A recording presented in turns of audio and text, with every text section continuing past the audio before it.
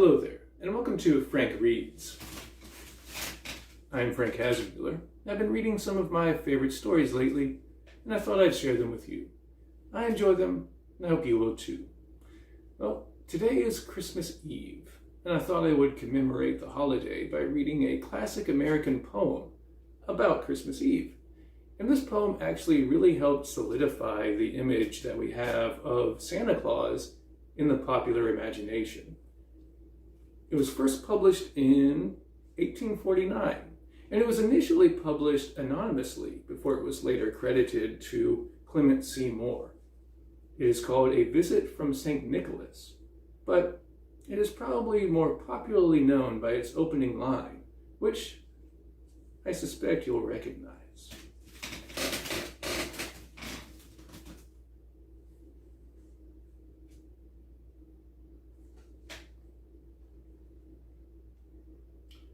'Twas the night before Christmas, when all through the house not a creature was stirring, not even a mouse.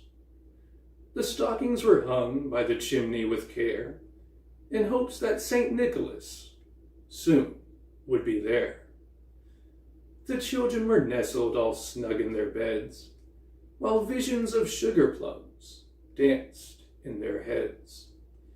And Mama in her kerchief, and I in my cap, had just settled our brains for a long winter's nap. When out on the lawn there arose such a clatter, I sprang from the bed to see what was the matter.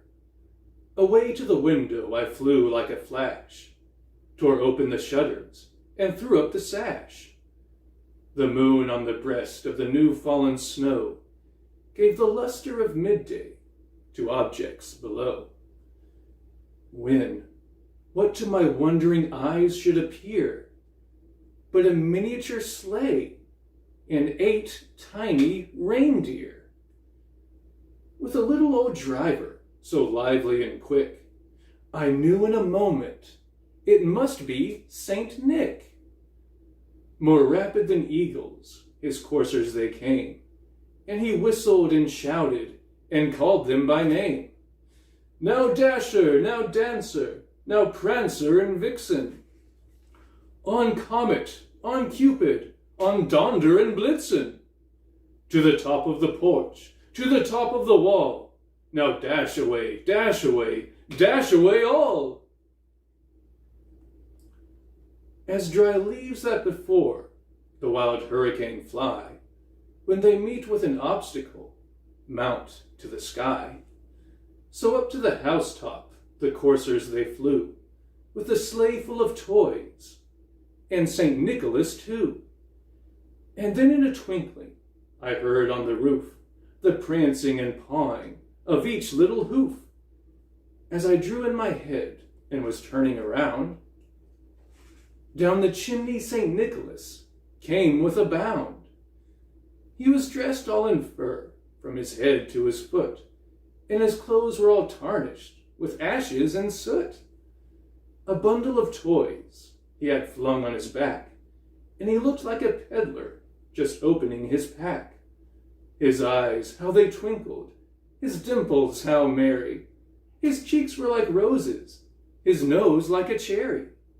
His droll little mouth was drawn up like a bow, and the beard of his chin was as white as the snow. The stump of a pipe he held tight in his teeth, and the smoke it encircled his head like a wreath. He had a broad face and a little round belly that shook when he laughed like a bowl full of jelly. He was chubby and plump, a right jolly old elf, and I laughed when I saw him in spite of myself. A wink of his eye and a twist of his head soon gave me to know I had nothing to dread.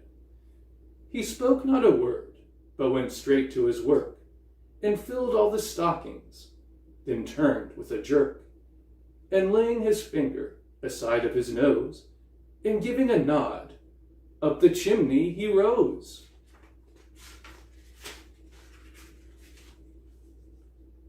He sprang to his sleigh, to his team gave a whistle, and away they all flew, like the down of a thistle. But I heard him exclaim, ere he drove out of sight, Happy Christmas to all, and to all a good night. Well, there you go. There was a visit from St. Nicholas. It's a nice little poem. It's fun to read, and hopefully it's fun to listen to. And Christmas is more than just celebrating the birth of Christ. It's a means to celebrate the fact that we are, halfway through the winter. And it's not a coincidence that Christmas falls around the winter solstice. And even before Christianity was introduced into Europe, the pagans would celebrate the winter solstice, and they would celebrate that they were almost finished with winter, because winter used to be much more dangerous than it is now, and people wanted to celebrate the fact that they were still alive, and so were all of their loved ones. And that's one of the reasons why we gather together on Christmas, just to celebrate our loved ones. And this Christmas is pretty challenging because of the COVID-19 pandemic. And not everybody is able to be physically with their loved ones. And that's okay, because with our modern communications technology, we can reach each other without leaving the safety of our homes. And it is a matter of safety. So I do urge you that if you are wanting to gather your family together for Christmas this year, keep in mind that we are still in a very deadly pandemic, and that it is better to reach out to each other remotely and stay safe than it is to bring everybody together and potentially have people get sick or even die.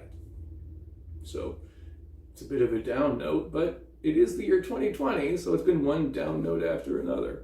But I do hope you enjoyed that poem, and I do hope you have a Merry Christmas if you are celebrating Christmas.